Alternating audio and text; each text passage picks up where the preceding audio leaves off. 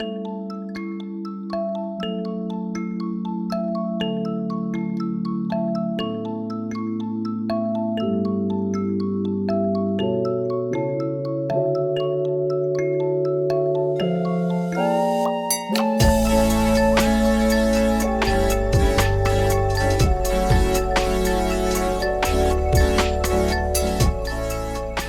to EntrepreNINES, everyone. I'm John Wist. And I'm Bonni Mace. We're two Enneagram 9's who took the big leap into the world of entrepreneurship at a similar time. And this podcast is a space where we're inviting you to laugh and learn with us as we work to build businesses with soul. This is episode 5. Aw, dang, Bonni. Sorry, this is a little like behind the scenes. Like, that was so perfect on the timing. Yeah. We're trying to work out. So we're like, this is our first ever time where we are live recording everything. Music included. And I feel like that was perfect timing. Yeah, so, we were just spot on, Bonni. discussing where do we start talking. Yeah. Like in the intro music. And man, that was good. That nailed it. Well done. That nailed it. Also, shameless plug for my brother who's a composer. Yeah. And wrote our music. And it sounds great. Yeah. And I really appreciate all of the work he put into it. Yeah. Like I went to him and was like, hey, we're thinking about doing this podcast. Like, it's not that, it's not like going to be super serious podcast. It's going to be fun and quirky is the word. We talked about that already. But anyway, he's like, okay, yeah. So I was thinking like an intro and like some transition music, and then like I'm gonna make you this loop at the end, and it'll go to like this stinger phase out. That's a word I learned. Yeah, stinger. Mm-hmm. In the whole process. Yeah. So he is very talented and quite detail oriented. If you make music in the world, you should hire him. And video game people out there, go check your HR files because he's applying. Yeah. It's time to hire him. Time to hire Travis. Yeah. Anyway. Yeah. All right. Well, that's enough of that. That was fun though. Okay. So we are going to do something that I think we're going to make this normal and typical, right? Where like the episode before we interview somebody, we'll do a little dive on their type. Yeah. Which is great. And this is a good one to start with because it's 9. It's a 9. And we're all 9s. Yeah. So this is happening after we interviewed Elaine, who was a 9, and I had this light bulb moment because this is how entrepreneuring goes. Right. Is you do something and you're like, oh, wait. I should have done that different. Yeah. Or maybe not done it different, but like this would be better. Yeah. And so then you do it that way next time and it's fine. Yeah. And the nice thing about recording ahead of time for podcasts is like you can do that and then be like, oh, we're just going to insert another one before that and be like, cool. But you and I were being honest right now with you, the listener, because we could have just tricked you. Yeah. Sorry. I don't know. The honesty and vulnerability better. Let's be real. Yeah. We could have just dubbed over Elaine's episode and been like, this is episode 5, and then pretended like this is no, that's just not how it worked. Right. No, we're not going to do it like that. No. Authenticity, Bonni. Authenticity. It's important. Core value. Okay. It's important. Don't build businesses with souls. Don't trick there. They don't trick people. They don't trick people. That's so true. Okay. So 9's. 9's. Yeah. We've talked a little bit about 9's because we did it in the second episode. Right. When we did like a Enneagram, like that was a big broad sweep of all of them. Big broad sweep. Yeah. Yeah. And I was like recalling things on the spot that this will be better. Okay. Sounds good. All right. So first of all, type 9. Yeah. That's us. That's us. Peacemaker. Peaceful mediator. Yeah, this one says peaceful mediator. Yeah. Your Enneagram coach has given all the types different names since I trained. I guess the new stuff has different names, but I'm not going to lie to you. I don't know what they are yet. Well, that's fine. I've memorized the old names. I looked on it. Their website says the same thing right now. Oh, maybe peaceful. Maybe 9 said the same thing. From what I saw. A couple of them for sure. Have changed? Okay. Yeah. But 9's, because I think some of them, so like type 1 was the moral perfectionist. And that just leaves a sour taste in people's mouths sometimes. Like, I think 1's didn't appreciate that. I'm sure. Yeah. That sounds, if I were 1, I don't know if I'd appreciate that. Yeah. So now it's something more like a reformer. Actually, they do have it on their homepage. principled reformer is a one. Reformer. Yeah, and 9's are peaceful accommodators. Yeah. I like mediator better though. I do too. I'm gonna stick with mediator. Peaceful. Yeah, I'm with you on that. Mediator. Don't mind me. I'm gonna just fix something real quick. Oh, okay. But you can keep talking. He's pressing pink buttons. Confuse me. All right. 9, peaceful mediator. That's John and I. That was Elaine who came on and chatted with us last time and dropped some amazing insight. And we are the top of the Enneagram symbol. If you've ever looked up the kooky looking Enneagram symbol, 9 sits at the very top of the circle. So that's significant. It'll come back later. Okay. Here's some ways we show up in the world. We're thoughtful and reassuring. Okay. Accommodating. That's where the accommodator comes from the other one. Yeah. We're very receptive, but also we're resigned. We're like self-forgetting is another.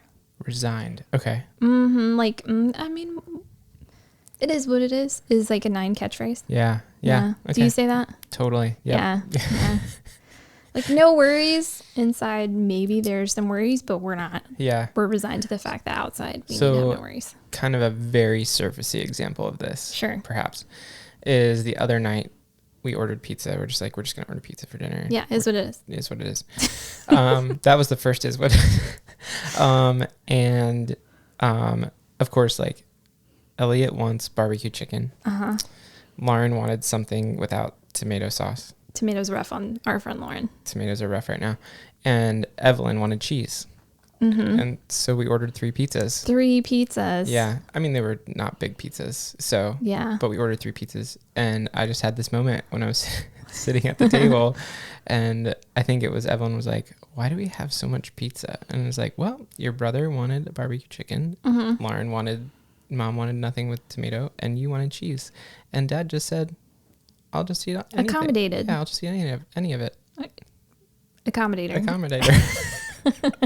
Is what it is. Everybody wants different pizza. Like, what's the fastest way to resolve this? Just get 3 pizzas. Buy all the pizza. And that kind of explains a little bit of how a 9 is somewhat motivated. It really does fit. Which is, that's fun. That is a very good example. Thank you. Well, and you've given us the term merging, right? Yes. So like we merge. And so that is a term we use often in our house is like, and Lauren, to her credit, says, don't merge with me right now. Tell me what you actually think. Oh, that is such a great spouse of a 9. If you're married to a 9, that like is a super helpful thing. Yeah, because it pulls me out of just wanting to make have the decision made and move forward, and actually allows me to think about what I think. Yeah. So merging, for those of you who are not familiar with 9s, it's this like tendency that we have to just sort of like whoever's in the room, like we're just going to meld right into their preferences or personality or convictions or I actually have, it's kind of embarrassing. It's okay. Of how much this embodies itself for me. As a younger person, my accent would change. Oh, wow. That's impressive. Yeah. So I have like East Texas family who have like the very East Texas drawl, and it would come out when we would like go visit my family up in East Texas. I never lived, like before we moved to Texas, I never lived there. Like it would just come out and all of a sudden I'd sound like an East Texan. Like I've been raised there my whole life. And then going back to New Orleans, when we finally did move to Texas, I sort of just like ended up with this sort of like now more neutral. Yeah. Well, it's funny you mentioned that because I grew up, in middle school, we moved to Maryland. And so, but I've been told that when I was little, I had a very strong Southern accent because we grew up in North Carolina. And and it's... I can actually hear it when you say Carolina. Yeah, maybe a little bit. It comes back. But no, it's, most people would be like, where are you from? Because you don't, You kind of just let it fall away. Yeah, it just goes away. Yeah, well, when I would go back to New Orleans, like as a teenager, like... man, my West Banker accent would just suddenly be on fuller display than it was when I actually lived there. Yeah, because I grew up, my mom was from East Texas, so I grew up with a mix of like her accent and my dad's accent. And anyway, now this is who I am. and how I sound. Yeah. And yeah, I tend to keep it more these days with self-awareness. I don't end up sounding like I'm from somewhere else in the country. Yeah. That could be a useful talent if I wanted to be an actor, but I don't. So here we are. But why do we do these things? That's important. That's the important part of the Enneagram period is lots of personality types, you know, they tell you, or tests and systems, they tell you like how you act. Congratulations. This is who you are. Good luck. And have fun with that. Yeah. Enneagram's helpful that it gives you like motivations and you're like, why do you do the things that you do? And that actually allows you to grow more into a more whole version of yourself and like healthier version of yourself. It doesn't like leave you stuck in the like, oh, John's a 9, so he can't ever make up his own mind. You know, like it gives you handles so that you can grow into a non-merging person who doesn't flip accents. Anyway. There you go. Okay, so why do we do these things? Yeah. Core motivations. Every type has one. And here are the core motivations of a 9. Okay. Starting with, there's 4. Okay. So core fear. Our core fear is being in conflict or tension, but underneath of that, like, are more afraid of than the conflict or tension is we're afraid it's going to lead to like complete decimation of our important relationships and like being disconnected. Okay. One time I saw the word annihilation and I thought, wow, that's a very strong word. I was like repulsed by it. Annihilation. Which shows that it's actually true because like we really are the core fear of just our relationships and connections completely going away motivates so much of what we do. Yeah. And we believe that conflict or tension is going to lead to that. Okay, so our core desire is to have inner stability. Okay, yeah. And peace of mind. The way that I like that I've heard this put most of all is like the inner world of a 9 is like a river. Okay. And so this is growth for 9 I like too. This so far. Yeah. I'm digging that so far. Like rivers are not like at the water park where they're just smooth all the time. Yeah. Though we would prefer. Yeah. Right? And like get the teenagers out of there. Kind of lazy river. That's what we want in life. But a real river like has more things to it, right? Sure. So like we prefer the smooth parts that are easy and we can just kind of like drift through. However, there are rocky, tumultuous areas and there are undercurrents and all of those things. Healthy 9s embrace all of that, but what we really want is for the smooth ride. I mean, that's the more enjoyable part of the river. Yeah. For us. That anyway. I feel we don't have time to go too deep into the river thing, but I feel like there's so much there. Because I'm thinking like rivers go backwards at times and like whirlpools and eddies and anyways. Sorry. There's just a lot there. 9s are complex like rivers. Okay, but we desire the smooth sailing. We desire the smooth. Yeah. Okay. Our core weakness. So everybody has a core weakness and most people feel about their weaknesses like negatively.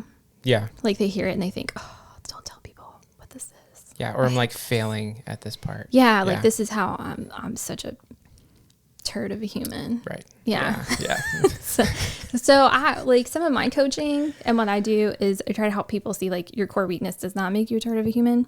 Yeah. Your core weakness is because you're not God. Therefore, you are missing and struggle with something like all humans do. And so this is something to just be aware of so that you can give yourself grace more readily where you actually need it. Like it's easy to give yourself grace when you mess up on something that you don't mess up on a lot. Yeah. Like, I don't even know. Like, oh, I spilled my coffee, but I never spilled my coffee, whatever. I'm not like an A klutz, but like, okay, so for 9s, it's sloth. And then about that, like, we feel like sometimes that means like laziness too. So we can be much less ready to give ourselves grace when we're like going to go take a nap. Yeah. Like, why do I need a nap? Yeah. Why am I so tired? This took a long time for me to figure out what it actually meant. Yeah. And the way you just described it, I wish that was kind of the way it was presented from the beginning. As far as like the weakness part. Yeah. Well, and also like sloth in particular, just the idea that you feel bad about being lazy or you feel bad about like rest or something like that. Yeah. Because I think I often read that as like my weakness is I am lazy. And that's not necessarily it. No. It's more that like my weakness is that I yeah. It's I honestly struggle that you don't with give yourself the space to be right. restful. Yeah. And because more than that, sloth for a 9, it's not just lazy. Like, that's how we like to pick at it. Yeah. And like, you know, wear our scarlet letter on our chest in a way. But like, really what sloth means more particularly for a 9, which is then why we go towards behaviors that would be labeled lazy, is that we are not diligent in knowing our own desires. So our sloth is actually in knowing who we are and what we want. Yeah. And paying attention to who we are. That's really so good. Beth McCord puts it, from your Enneagram coach, in a really good way. She basically says like, not like 9s live like in a fog all the time. Like, if most of the people in the world live in a clear sunny day and they can like see ahead of them and know where they're going, like, I'm going down this road and I know there's this at the end and I'm like happy about that. 9s live in like pea soup thick fog where you can, like, your headlights struggle to get you, you know, 10 feet down the road and you're like, I think I'm going this way because I want to, but I have no idea what's over there. Yeah. And we don't take the time to discover like what that is about ourselves. So this embodies itself in things like that we would label lazy, like needing to shut down and go take a longer nap or whatever, because it's hard for us to face what we want because we're afraid what we want is going to cause the conflict we're trying to avoid and tell people to kick us to the curb. Yeah. Yeah. Yep. Okay. Yeah. So recognizing that it's a protective measure for us to forget what we want, but that's actually not helping anyone or ourselves is a challenge. And that's why it's a weakness. Yep. Sloth. To the point that now you probably know this in my house. Like, I've embraced like little sloths in my house. Yeah. To try to be like, okay, you know, this is something about me. It's harder for me to know what I want. Right. And that's okay. Like, I'm just going to take longer. Yeah. So, core desire. Yeah. Weakness. I'm sorry. Yeah. So the last one is a core longing. And the core longing is basically, the rest of them are all pretty self-explanatory. Core longing is the thing that, like, if you heard this, like, and you believed that it was true, like, everything would be fine. Okay. All right. So think about it in that context. If you heard it, believed it, if someone said it to you and you like really fully trusted, you'd be like, I'm good. And we desire to hear, our core longing is that your presence matters. Like, your whole self presence matters, right? Yeah. So we try to leave parts of ourselves at the door from time to time to be like a relevant presence to someone, so people appreciate the fact that we're here. Like, oh, John's here, he's so good at video, like, he brought us video camera, we're gonna look great. But like, but no, like, all of John matters here, right? Video camera or not, that's what we want to hear. Yeah. Yep. John's looking at the room, around the room. Well, so I would just say, like, I have learned more deeply how much that is true. And I think that that's a lot of counseling that has brought me there. Yeah. But yeah. Counseling helps. Yeah, it helps a lot. But yes, understand much more deeply how much that is true. Yeah. So. Yeah, so if you really want to hurt a 9 in your life, I mean, here's the other thing with the Enneagram. It's very powerful because once you really start to understand it, you understand people, and you can use it one in two ways. You can use it to like foster empathy and compassion for people and love people well, or you can use it to destroy people. Yeah. And that's kind of the double-edged sword with anything, right? Like with vulnerability period, is you can use it to like foster someone and love them and grow them and be the person that, you know, they trust, or you can really be dangerous. So question, because I feel like part of the journey we're taking in this podcast is like, we want to build businesses with soul. Right. We want to talk to businesses with soul. We want to go alongside businesses with soul. And so I think doing that is, there has to be a emphasis on health, right? And being healthy, not just with ourselves, but interacting with other people and things like that. So how do we, and this may be jumping the gun a little bit, but how do we love a 9 well? Kind of take, now that we know all of these things, like, how do we love a 9 well? Man, like, just like appreciate all of them all the time. Like, see them for more than just the piece that you maybe be presented with like most often. Okay, so here's the thing about us 9s. We're really comforting people. Yeah. And the other thing that is a superpower for 9, and I mentioned this earlier, a 9 is at the top of the Enneagram symbol. And the reason it's placed there is because 9s have a propensity to empathize and understand people's perspectives well. Like just easily. Right. Like and part of it is because we're so self-forgetting that we can put ourselves in anybody's shoes but our own. Yeah. Right. So you probably have a relationship with a 9 that brings something really deeply meaningful to you. Yeah. And being able to stop and then look at that person holistically and understand like how much in this relationship with this person am I talking versus are they talking? Like how much of them do I really know? How long do I let them sit there in silence? Because a 9 needs to sit quietly before they really tell you, you know, what they're thinking all the way. Because they're deciding, like we're deciding, are you safe? If I say how I really feel, are they going to leave me here forever? Am I going to hurt their feelings? Like I know how they're probably going to feel about what I'm going to say.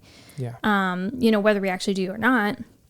So we just do so much self-editing all the time. Yeah. So loving a 9 well would be helping them to not like Lauren did for you. Yeah. Like don't merge with me. Like don't edit yourself You into have me. an opinion. Yeah. Yeah. Yeah. Like I'm going to sit here until I hear it from you. Yeah. So that's a really good way to love a 9 well. And yeah, just like, you know, we like affirmation. I don't like to admit this as much. But like we want to know that we're doing good with you. Like, are we good? You know, my early marriage stuff with Mark would be me just circling back way too many times to be like, we're good, right? Like, we're okay. Yeah. Like, there's no reason for him to not be okay, but we're okay. Right. Like, I went and got a milkshake at Chick-fil-A and I just want to make sure we're good because like you were in a top secret facility and I couldn't get you one. Like there was nothing, but I just needed to hear it again and again. Right. Yeah. So. I would say for me and specifically in marriage, it has been, I wind up repeating things a lot or like hammering at something for a little while because I am unsure or I want like 100% confirmation that I didn't like, I guess it's okay. Make you mad. Yeah. And usually like, the hammering at it is actually the thing that makes Lauren mad. And she's like, not helpful. Will you just stop? Yeah. Like, it's just not a problem until now. Yeah. Yeah. So. Yeah. Mm-hmm. That's relatable. Luckily, Mark is patient with it. But we need a lot of, especially in times of insecurity, 9s who grow and are growing learn to be more confident of like who we are. Yeah. Okay. So this is a good segue. Okay. Because 9s are part of this thing called a triad. So there are several different triads in the Enneagram, but I'm going to talk about the instinctual centers, or these are also known as the decision-making triads. Okay. And so there's head, heart, and gut. And so thinking about like, this is the easy way for you to make a decision. So 9s are part of the gut triad. Yeah. Which if you're not part of the gut triad, it's confusing. Because everybody else can be like, oh, I can get how you make decisions with like a pros cons list if you're a head person. Right. Like, oh, I can get how you feel your way to a decision. Like if you're in the heart feelings triad. Right. Right. But the gut triad, like we just know. And like I usually put my hand like just at the base of my like what is this bone called? Sternum. Yeah. I put my hand at the base of my sternum and like dig in because that's where the gut center triad, like that's where we know. Like we just know, and we can't explain it and we can't tell you how we're feeling about it. We just know deep down like this is the right thing to do. Yeah. But 9s are in the middle of the gut triad. So we have 8 and a 1 on the either side. And the interesting things about the numbers in the middle of the decision-making triads is that on an average or unhealthy like brainwave of that number, they're least in touch with their ability to make decision. Okay. Yeah. Okay. So 9s are like on the average to unhealthy end, we struggle with being in tune with our gut feeling. Yeah. And our knower. Yeah. You know? Like our knower doesn't know as well. Yeah. 8s and 1s don't relate to this as much. Like they know. Yeah. They always have a fire in their belly and know about it. And we get confused about our knower. Yeah. So that's why affirmation helps, because we get disconnected from our knower. So in health, as we become more sure of who we are and aware of what we want, our knower really knows and we can feel it again. Yeah, yeah. And then we're really good knowers. Yeah. decision makers. Yeah. So it's interesting because going back to one of the original conversations we had, second episode, I think, when we were talking about kind of how we got to know the Enneagram and stuff. And back when I was a 5, or that's how I tested. Yeah. Tests aren't always right. Right. Disclaimer. I was in the head triad, right? Mm-hmm. And that felt really great. Felt really comfortable, right? Because I like to do research and things like that. Mm-hmm. The funny part is like when I started to learn more about 9, being 9, and that it was gut triad, it was like, oh, wow. Okay. So I kind of use research as a way to like obtain the information, but that's not how I make the decision. Mm-hmm. Like, I research until I feel the gut feeling. Yes. Mm-hmm. That in my bowels, this is right. Yes. Sorry. But yes. Maybe not in the poo part. Well, not in the poo part. Okay. But like, yeah, no, like deep down, like, no, I know this is the right choice. Yeah. You know? And so I think that was a really interesting progression for me, to go from head to gut. Mm-hmm. Yeah. And that's an interesting thing about the Enneagram too, is like, and with most personality tests, right? Like multiple types are going to share behaviors. Yeah. And that is something that like 9s and 5s can both be diligent researchers, but for very different reasons. Yeah. Like my husband, Mark, is a 5, and he's going to research something to the ground because he wants to know it inside, outside, upside down. Yep. All of it. You know, he wants to know all of the things. Yeah. And all the math, and he has a lot of spreadsheets. Me, I'm a researcher because I just need to feel in my gut that it's right. Right. And once I hit something, which maybe this is a flaw, I don't know, we'll see. But like I'll be along in my research journey, and once I feel something, okay, here's a dumb example. I'm renting a dress for my cousin's wedding that's coming up next week when we're recording this. It'll be in the past when we release it. Yeah. But I'm renting a dress, and I have spent like way too much time on Rent the Runway. Yeah. Non-sponsored, guys. And I was going back and forth and like, nothing's going to work. And I don't feel like risking, like, what if it doesn't fit? And then I won't have a dress. And then I saw one and I started like obsessing over it. Yeah. And so that's how I knew. Yeah. Like, okay, this is the dress I'm going to get. Yeah. And again, like, this is kind of a cheesy answer, but like Mark had us if he was picking out a dress. He's not. It's not his thing. A tux or something. Yeah. Like he would have a spreadsheet and he would have all the prices listed out, and he would have all the measurements listed out on the spreadsheet. Yeah.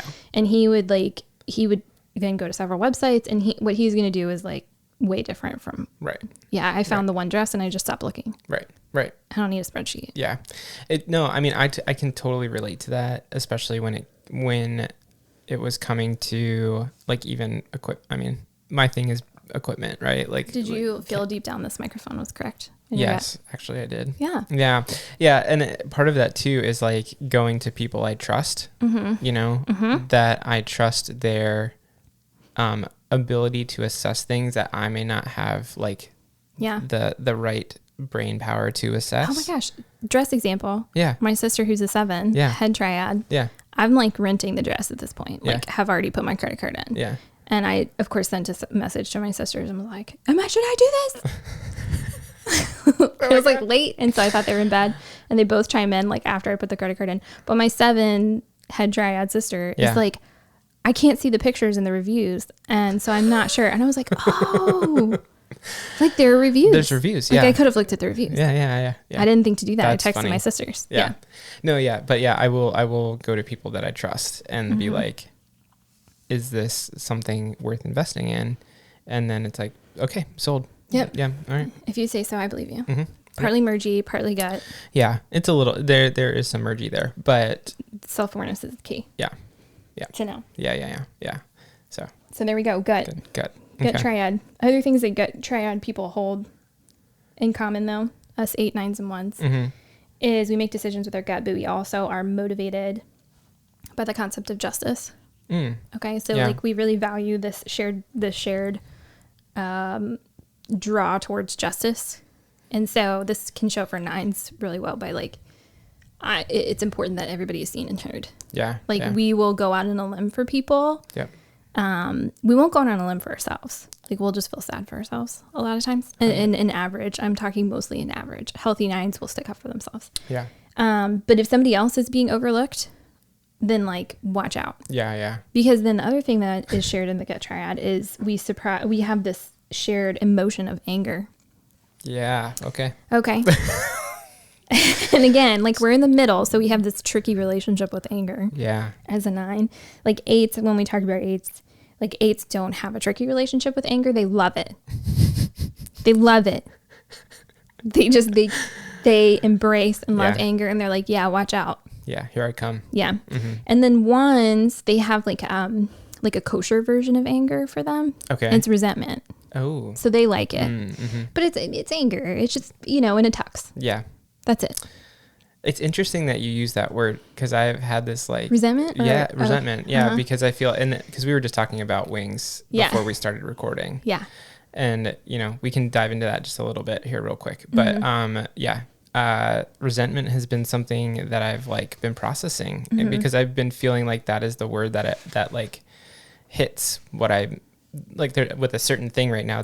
That's what hits. Yeah. That's what lands. And it's like, I don't know if I'd ever consider myself resentful before, but that's what's landing. That's the word that makes sense. Yeah. So anyways, wings. Do you want to do wings real quick? Sorry. Yeah. So what the last thing about our anger that you need to know is we like to pretend like it's not there.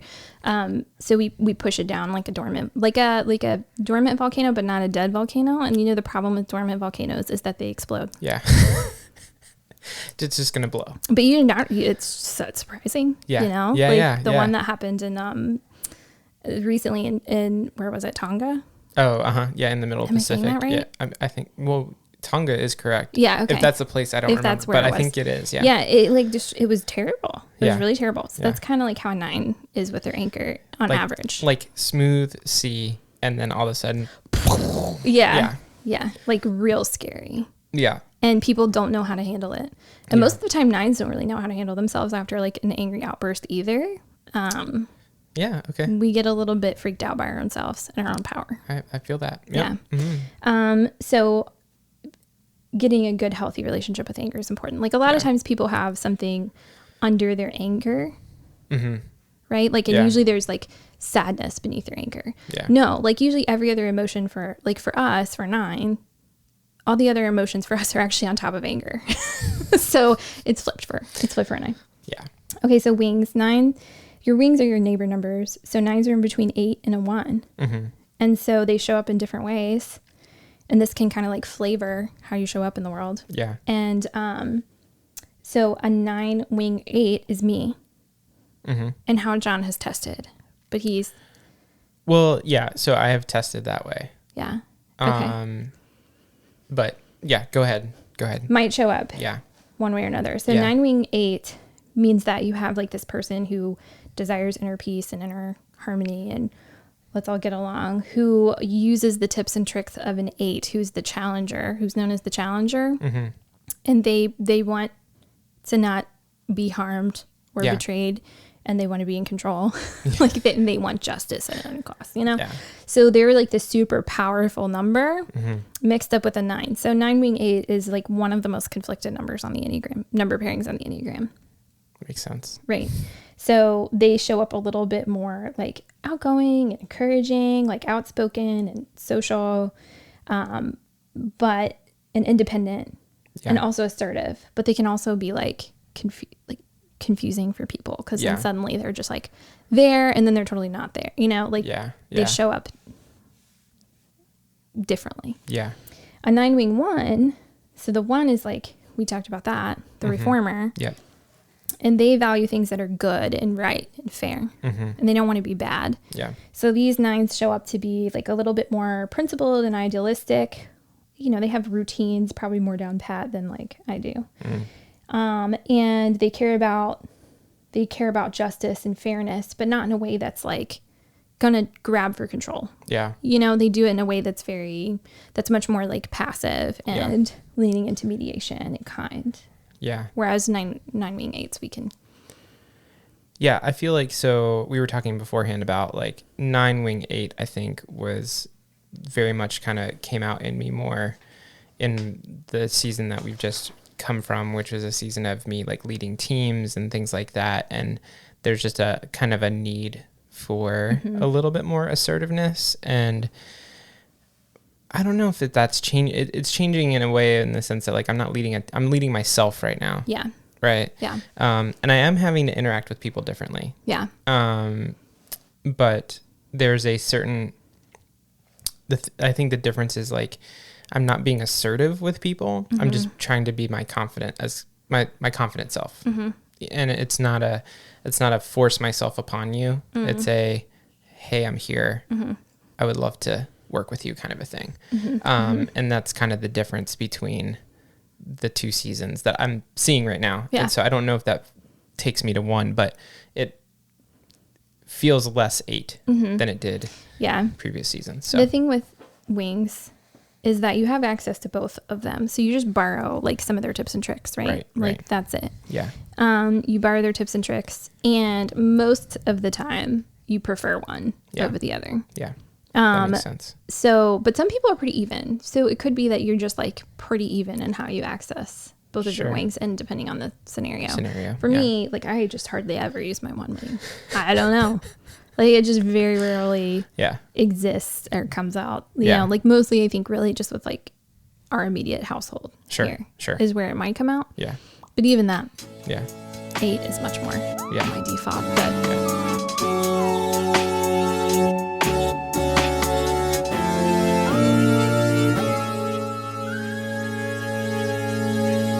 all right. So we've gone over a lot and we've hit a lot of things, but we're going to do one more element of the Enneagram number, which is paths. And there's more than one path. Obviously. There are multiple paths. There's lots of paths. But we're going to talk about growth and stress.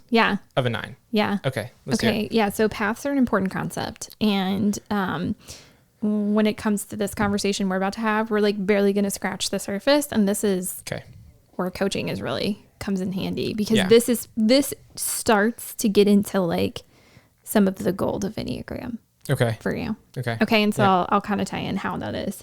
So our paths, they lead us based on like the Enneagram symbol to 2 more numbers that we should be aware of. So every type has like 5 numbers that you probably need to be like somewhat familiar with. Again, why coaching is helpful, because this is a lot.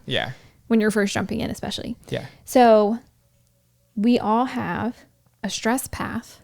Which is a number we borrow not great behaviors from when under extreme stress. So these are, you know, more negative, unhealthy behaviors that we borrow from. And then we also have a growth path that we borrow behaviors from the like positive, high side, healthy side of that number. So for an Enneagram 9, our stress path, we go to a 6. Okay, so here's the temptation when you're first learning about Enneagram is you start to like demonize your stress path number. Like there's nothing good in a 6. That's not true. Right? Like there's great things. The 6 is just as complex as a 9. But when it comes to how 9 interacts with it, like we borrow some of their unhealthy behaviors under stress. So the 6 is the loyalist. John's very familiar with 6. I am, because I'm married to one. He's married to one. And they're great. Like 6s are some of like the most amazing number people on the Enneagram. But in unhealthy space, a 6 can become quite the anxious person. And like worst case scenario, doesn't trust anyone or anything. The thing with the 6 is they either really trust you or they really don't trust you. Right. So, so that's kind of their thing as the loyalist. And so when a 9 goes into stress, we don't become a 6. Like we're not becoming a 6. We're just borrowing some 6 tactics to try to protect ourselves, basically. So we start worst case scenario thinking and overthinking the scenarios and over worrying about things because we're concerned about our river.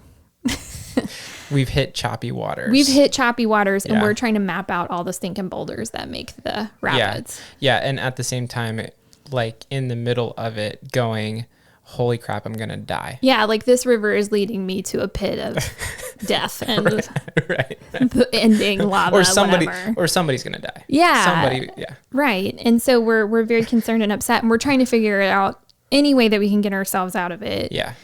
And feeling like we're alone in the world. We don't have anybody to trust or help us or whatever the case may be. Yeah. So in stress, we start to borrow some of those unhealthy 6 behaviors. Yeah. So yeah, we can really get quite fixated on worst case. And we have a very busy mind. Okay. When we're stressed. Yeah. 9s. I So get that. Yeah. Yeah, we don't like to have a busy mind, right? Like yeah. we want inner peace. Yeah. So under stress, when our mind is busy, it's almost like a quick downward spiral. Yeah. Because then we're agitated that our mind is busy. And then that makes our mind busier. Yeah. Real quick, I'm just going to interrupt. Yeah. You might hear children in the background at this point. So, that's true. Yeah. We had to take a long break because parenting. And now there's still children. They're still there. Yeah. So yeah, we used to do bloopers on our other podcasts because of the children. They were always here. Yeah, correct. But and we don't edit this podcast. Typically always in the background. So, yeah. Now they're here. Yep. You get to hear the lovely, beautiful life around us. Yeah. It's great. Anyway. Sorry, go ahead. All good. So yeah, busy mind. And then what we often do when we have this very busy mind is we start taking care of a lot of things like in sort of a frantic way. Yeah. But like also nothing that we actually need to be taken care of. Yeah. So that's a tendency of a 9. Like the thing that would actually help us to get us out of this stressful situation, like we're going to just avoid it like the plague. Yep. But I am great at getting like a toothbrush and grout under deep stress. Yeah. Like nobody needs to do that. It's fine. So what's so funny about this, okay? Because I feel that way. Like when I'm stressed, I get that. I will start doing projects that have nothing to do with the origination of the stress. Yeah. I totally understand. Yeah. Nobody noticed that grout gunk before. Funniest part of this, though, stress. funniest part of this to me is that my wife, who is a 6, when she is super energized, starts what we call special projects. Yeah. Yeah. Which we won't say no impact on our daily life. Like, tread lightly, John. Yeah.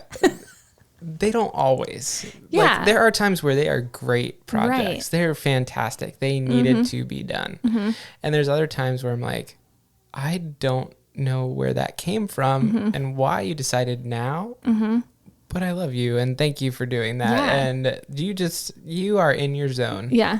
So it's just funny that is something that like for her is like an energy thing. Like when she has the ability to like think about it and notice it and then do it, she's energized by it.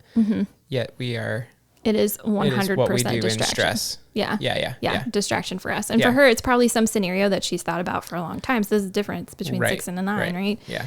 But 6s often doubt their ability. Like they'll think about something to death. Yeah. But for them, taking an actual step towards it is a good thing. Yeah. And so us, because we don't want to think about something to death, we're going to go and distract ourselves with, over cleaning grout. Yeah. Or whatever the case might be. Pick your poison. Sorry.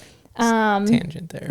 Yeah. But it's a great example. And a great example to say like learning the Enneagram, I would just go on my own empathetic Enneagram tangent. Go for it. Like this helps us foster empathy with one another, right? Because if you took your own behavior of like, when I do this, something is wrong inside of me internally. Right. And you projected that back on Lauren, like, that'd be bad. Yeah. You know? So understanding the differences and the nuance will actually help you be like, okay, great. Like she's energized, but when I do this, like somebody needs to intervene, Yeah. So please stop me. Yeah. So someone please help. Yeah. So that's the stress. That's the easier one to talk about usually, because people are usually harder on things that we pay more attention to the things that we feel negative. The negative is more obvious to us. Yeah. For a lot of people. Some people don't. Yeah. But a lot of people, we think, oh yeah, this is me. And we get kind of obsessive on our negative spot. But for a 9, growth path, this is the important part and the exciting part. Yeah. Even for a lot of us. So growth path for 9 is a 3, Enneagram 3. And so they're known as, I don't know what the new name is. We already talked about this. Okay. Successful achiever I'll look it up. is the one that I remember. And these guys and girls are motivated by accomplishing things and being the best at accomplishing the said thing that they're accomplishing. Admirable achiever. So we're taking off their need for success. I like that better. Yeah. Admirable. They do like the admiration. Yeah. And these Enneagram 3s, like they know what they want and they're kind of unstoppable. Yeah. Yeah. And This is the thing with them, is it's either like they're unstoppable in an unhealthy way or they're unstoppable in a very healthy way. And so the unstoppability of an unhealthy 3 is very bad. Yeah. You know, like they can be quite destructive to themselves and other people. Yeah. However, the unstoppability of a healthy 3 is like a wonder to watch. Like they bring the best out of people, the best out of organizations. Like they can really the best out of themselves. Like it's phenomenal to see. So keeping in mind that we borrow healthy. Yeah. When we're healthy behaviors of a 3. Yeah. So a 9 that's growing and that's working towards growth and challenging themselves to become more whole is going to show up like knowing more of what they want. Yeah. And investing in themselves and their own development, and like being more confident going after the thing that they want. Yeah. Having even like boundaries sometimes to say like, no, I need to do this thing. Like knowing your no and your yes. So, we really show up in a different way, like not procrastinating. The grout toothbrush thing, goes Not away. That, yeah. We'll go get into the things that we don't like as much because we know it's going to get us where we need to go. Yeah. Yeah. And in a growth path. Yeah. So. Which we were just talking about, like, before we started recording again, that is why, like, entrepreneurship is a healthy move for a 9. Yeah, for sure. Yeah. Like it's an example of growth. Yeah, for sure. And, the last thing that will show up much differently for a healthy 9 versus an unhealthy 9. And this is hard for some people to understand about a 9 particularly, as we start talking out loud consistently. Yeah. And showing up, putting ourselves out there consistently, no matter how we think people might receive us. Yeah, I was going to bring this up earlier because it's something that we talked about. We hit on a little bit and then we, kept moving, which was totally fine. But the whole idea that we need time and space to think and like process and loud babies. The babies. Need time to think and process and develop our opinion. And the thing that I think I've noticed as I've gotten more comfortable with being a 9, also more comfortable with what I'm doing and where I'm going, is I don't need as much time.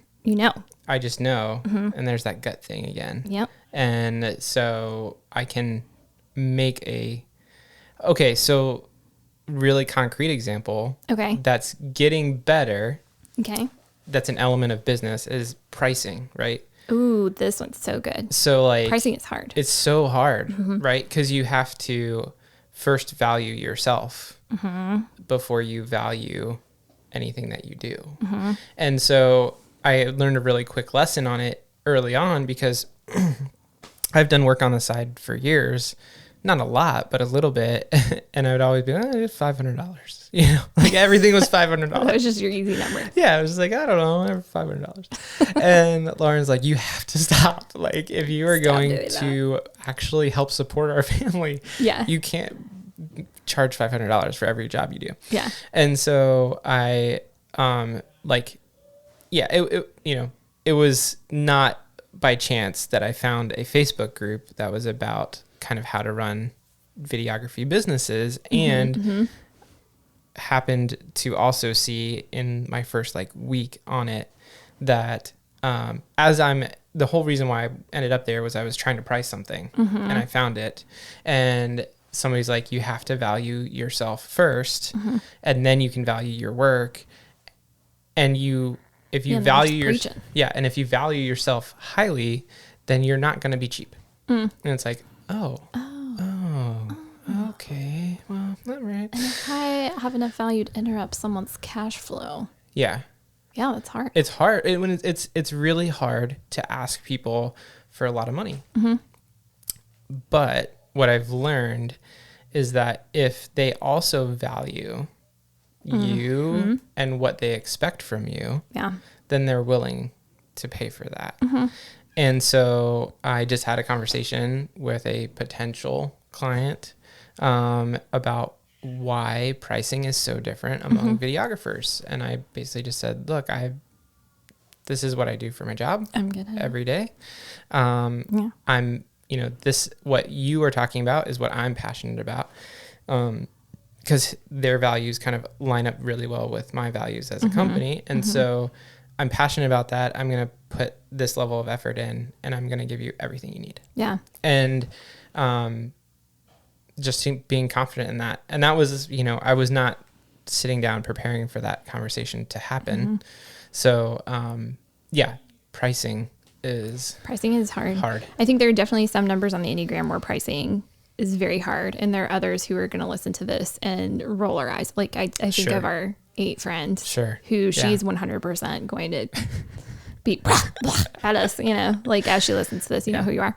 And, and like, that's again, like understanding motivation. And you can tell through her content that she creates that she's confident in that side of things. Like she's not gonna lowball you. Yeah.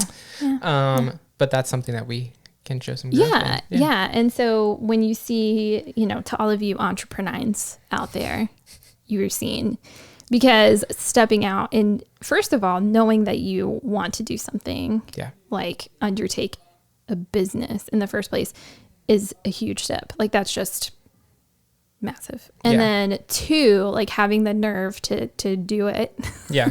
Then, and to say, you know what, I know this is going to be a risk. Like you are thinking about dropping a large boulder into the inner river and causing lots of ripples that may affect your friends and your family. Like all of that feels really hard to overcome, but you're doing it. Yeah.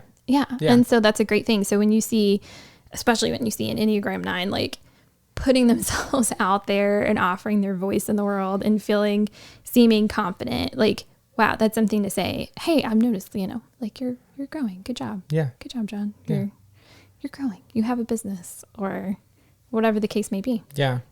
That's some of us need to shut up to grow. Others of us need to speak more. Yeah.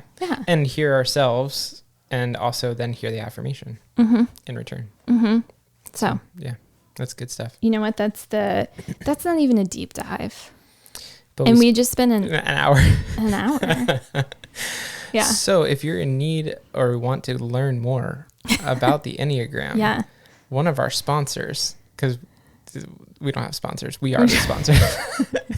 Empathetic Enneagram is Bonnie's. That's me. Coaching company. Yeah, and we can get really into it and just understand, like why certain things are hard for you and why they're not hard for your type 8 friends or your type 3 friends, whatever the case may be. Yeah. I mean, we all need to love ourselves well and like offer ourselves empathy where it's hard. Yeah. And the good news is that this is a core piece of this podcast. Yeah. So you're going to keep hearing it. So like, obviously I think this will be the longest one because this is EntrepreNINES and you're sitting here listening to 2 9s. So we have a lot of personal stories and examples. Yeah. And we can break it down a lot. We won't have that every time I do a little dive on each number. Right. So way to go. You made it through. Woo-hoo. What might be our longest podcast. I guess time will tell. Yeah. We like to talk. So. Yeah. Anyway. You find us on the internet now. On the internet in our show notes. Yeah. We link all the places you can find us, but John's at Unite Creative Co. on Instagram and Facebook. That's me. UniteCreative.co. I'm at empathetic.enneagram. There she is. I noticed that empathetic Enneagram without a dot is available though. Oh, nice. Talk about an entrepreneurial conundrum. Anyway. Do you go snag it or no? I don't know. Okay. Haven't decided. Okay. We'll find out. But for now, I'm also at empatheticenneagram.com. Nice. We'll talk about it later. And we are now on lots of podcasting platforms. So many. And cool thing is we're hosting it through Anchor, and you can leave us a voice message that we could just listen to, and you could just tell us how awesome we are. We do appreciate affirmation, as you heard earlier. You could just give us affirmation, or if you have like a question or you want to have us talk about something, like we can actually put your voice on the podcast too, which would be cool. We're going to be thinking of prompts. That's going to be fun. Yeah. So stay tuned for more interaction with that. But if you want to, you can go to our Anchor page and do that right now. Yeah. So, come on, John. We just launched 2 EntrepreNINES social media pages. And when you say we, you mean you. But yes. Yes, he did Anchor. I did the social media pages. So we're at EntrepreNINES. 9's. With us at the end. Okay. And you can find us on Instagram and Facebook. Yep. And awesome. Thanks. What was that? That was my printer. Oh. I just decided to say hello. Just at the end of the podcast. It wanted to be heard. You know. It's a 9. It's a 9. It's not, because it causes me way too much problem. Oh my God. It would be nicer. Anyway. All right. Thanks, guys, for listening. Yeah. We love having you here. Thank you for listening, and we will see you next time. Bye.